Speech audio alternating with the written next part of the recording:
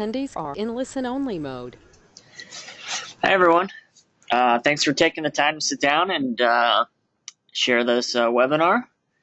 Everyone should be seeing a slide that says 2017 Summer Captains Webinar. If you're not seeing it or you think something might be wrong, there's a question box in your control panel. Feel free to throw something out there saying, hey, I can't hear you, or hey, something's not working at any time. Our hope is that you'll enjoy this a little more than the old captain's test you had to take each year on Vera. If you're a new captain, be glad you never had to take that. I'll try to keep my part short and sweet, so there's time for some questions at the end. Please hold all your questions until the end so we can keep a nice flow going. And in case you somehow lose your connection or have to step away for some reason, recording of this will be posted on the Adult League web page for your convenience. Okay, let's get started. You should now be seeing a slide titled New League Website. As you know by now, Adult League has a brand new website, GonerNeoATL.com and Vera.com. Instead, everything you'll need can now be found in one location. So I'm going to pull it up here for us so we can just take a look at it together. Of course, you've been on it if you've registered a team before, so it should look fairly familiar to you. So up here, you can see you can find my contact information, and then here's a page for all the league coordinators, so you can check your level, who will be working closely with you on that. Down here, you can see the summer days of play, find out what night you're playing as that's changed. We'll get a little more of that a little bit. Other dates like registration deadlines, playoff information, etc. And then, of course, if you move down a little bit as the year progresses, you'll be able to find information on playoffs and championships. The local ones will be here, Midwest, state playoffs, all that stuff will get added there. Also, you can find all the local rules. Here's the 2017 Frenic Court. Our local rules have been updated, the Midwest rules, the national rules. And then finally, if you find yourself needing to file a grievance at any point in the year, you can find that information down here as well. So we will get back to the slides for you. You should now be seeing a slide titled Days of Play Changes for Summer Women. Since many of you, I'm sure, are captaining women's teams, take a quick second to go over this. Here you see the new days of play for the women. I'm sure quite a few of you are probably wondering why we move things around, but there's a reason behind it all. As many of you know, we sent out a survey to everyone last September asking for feedback on a lot of league issues. Hopefully you got that and filled it out. One issue was whether or not players wanted a day of rest between at level 18 and over and 40 and over leagues. The answer was a resounding yes. So our first step to make that happen was to make sure none of the at-level leagues were back-to-back anymore. Then our next step was to make sure that one night of play wasn't too crowded with teams where the facilities couldn't handle all of them. So we actually took the time to mathematically figure out the best layout for each night. What you see on the screen is a result of hours of research and interaction with the facilities to make sure it worked for everyone. We know that this will be a change for all of you, and we greatly appreciate you for helping us to make it work. So here you can see the days of play for men and also the days of play for mixed. And remember, you can find a printable schedule of this on the website. So now I'll get into a little bit of the other changes, and the first change is the 40 and over women's format. Another change we'll find this summer is that all 40 and over women's leagues will change from 2 singles, 3 doubles to 1 singles, 4 doubles. This does not impact 18 and over women or any men's leagues. The survey results show that this was another change that players really wanted. We also believe that it'll ease the struggles of trying to find 2 singles players for each match, as well as allow 9 people to play instead of 8.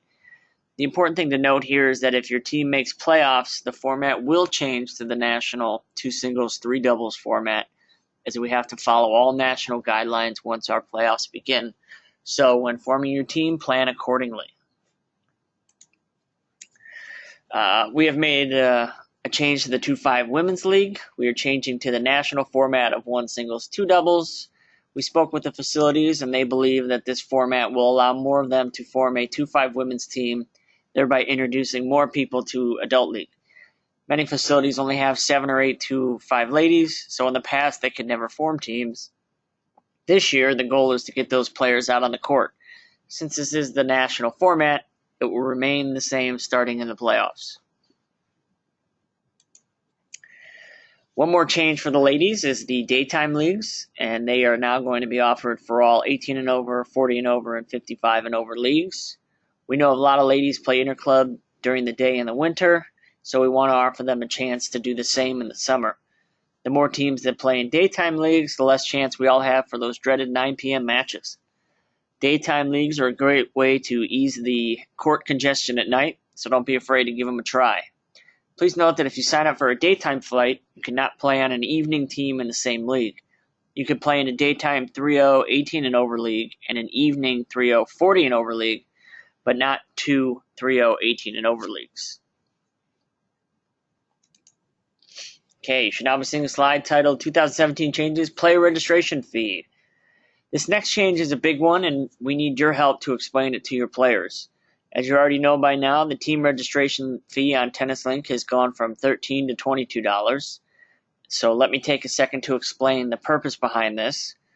It's important to note that on average, this is about the same cost as in previous years, just the collection is different. In the past, the league required that all teams pay a team fee anywhere between $110 and $140. This was paid in different ways by different facilities. Some facilities would wait until a team's roster was set and then divide the team fee by all the players on the roster, regardless of how many matches they played. Other facilities bill the player a portion of a team fee every time they played a match. Finally, other facilities left it up to their captains to pay the team fee, so the captain would have to collect the team fee from his or her players. For the facilities that would bill team fees, they would have to use their corporate credit card to pay every single fee before the season started and then spend months recouping this amount. Not exactly time efficient for all the parties involved. So to ease the hassle of collecting team fees, we decided to incorporate that fee into the player registration fee. We added up all the team fees, divided it by the number of players, and determined that the average amount a player was paying towards their team fee was $9. Rather than being billed for it later by your facility or captain, you are now just paying it all up front. Hopefully that all makes sense. Now it is important to note that we do not have any control over what a facility chooses to charge players for participating in the league program. So if you see something on your bill that's not from us, that would be your facility. All right, one final change this year is the new NTRP at-level minimum. This rule now requires that all 5-court leagues have at least 4 at-level players on their roster at the time of the initial registration deadline, and all 3-court teams have at least 3 at-level players. This only applies to men's and women's leagues. It does not apply to any of the combination level leagues like mixed, combo, 55 and 65 and over, men's and women's. This rule was put in place because of more results received in the survey. Players indicated that they were tired of driving 45 minutes only to play an uncompetitive match. Our hope is this rule is a step in the right direction to make the majority of our matches more competitive. We are still encouraging players to play up. It's how we improve our game, but we sometimes forget that the higher rated player on the other side of the net is paying to play a competitive match. This rule does not apply to individual match lineups. It only applies to the overall team roster. Okay, let's get to the captain stuff. Please use email to communicate and confirm match information to one another. This way, there's a paper record of the conversation in case some discrepancies for some reason arise down the road. Remember, always include your league coordinator on your communications. The week of your match, reconfirm the details of the match with the visiting captain just to make sure everyone is on the same page. As you know, or may not know, new this year is that you will be able to see the actual match dates and times in Tennis Link. However, the email you receive from the home captain is the official match information. Often changes are made last minute or mistakes are made in entering the information on Tennis Link, so always make sure your players know that they should check with you to make sure they have the correct information. Finally, nobody likes defaults, but they happen. There are several things that you as a captain can do to be as sportsmanlike as possible. First, don't just show up to a match shorthanded and then tell the other captain you're forfeiting a court. If early in the week you're having trouble finding players, keep the opposing captain in the loop so he or she can let his or her players know that a forfeit may happen. Sometimes you don't know you're going to have to forfeit until the day of the match, so please let the opposing captain know as soon as you do, even if it's only an hour before the match. That may be just enough time to save a player from making an unnecessary trip. We all hate showing up for a match ready to play only to find out that the other team didn't show up. Okay, this next slide is a list of things to consider on match day. Not all are officially in the rule book, but please consider them very strong suggestions.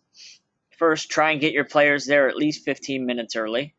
If you tell them 15 minutes, that might get the players who like to walk in right at match time there just a little bit earlier. Second, try and exchange your lineups at least 10 minutes before the match.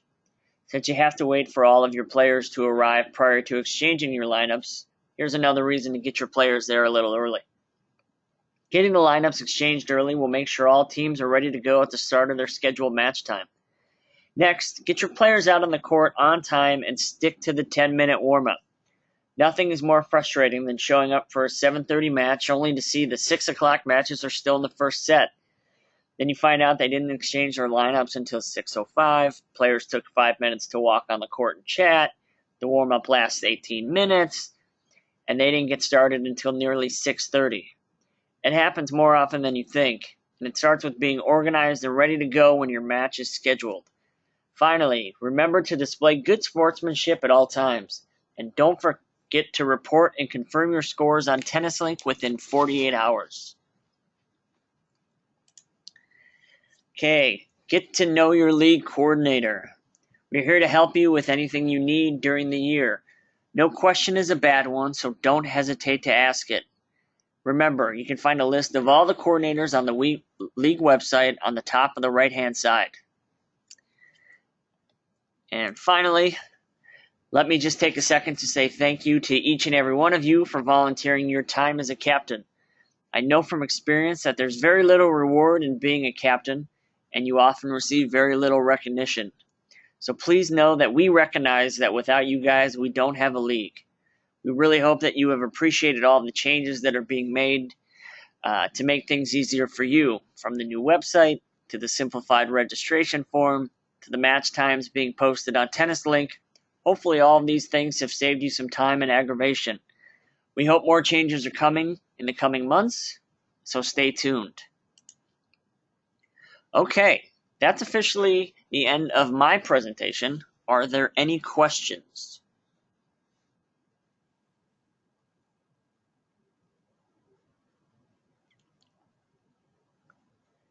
Not seeing any coming in.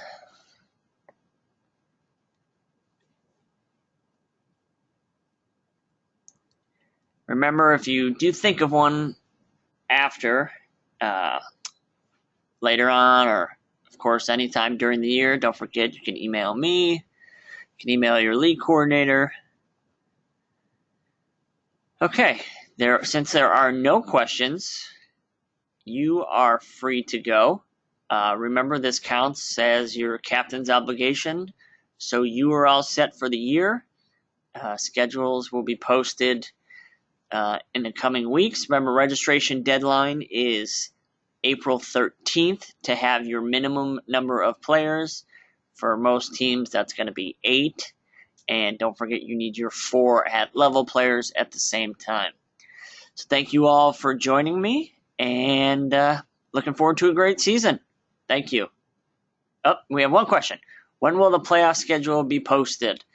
That's after we get all the registrations done, because we need to know how many teams there are, which figure out how many flights, and then that figures out the schedule for the playoffs. So I would say not until after the season begins in mid-May, but probably before the end of May, we'll try to get you the schedule posted.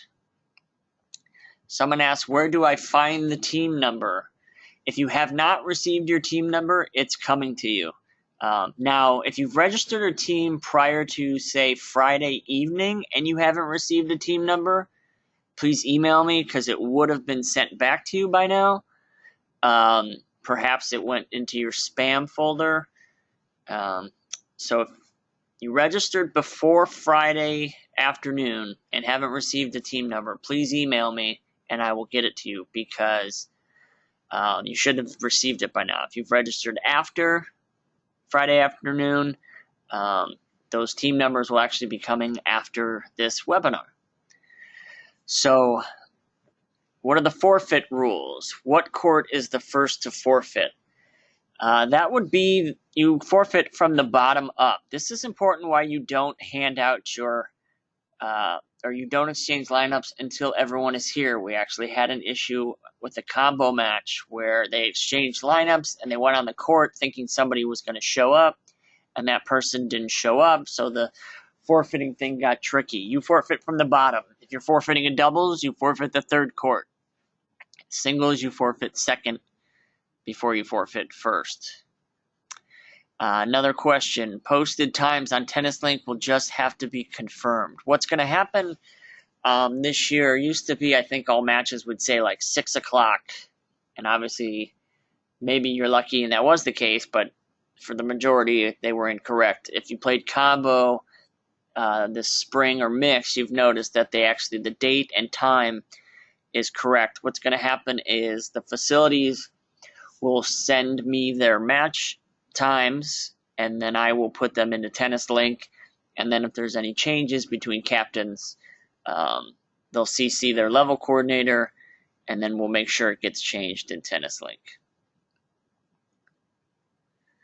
So that looks to be it. Now I will say thank you again for coming, and have a good evening.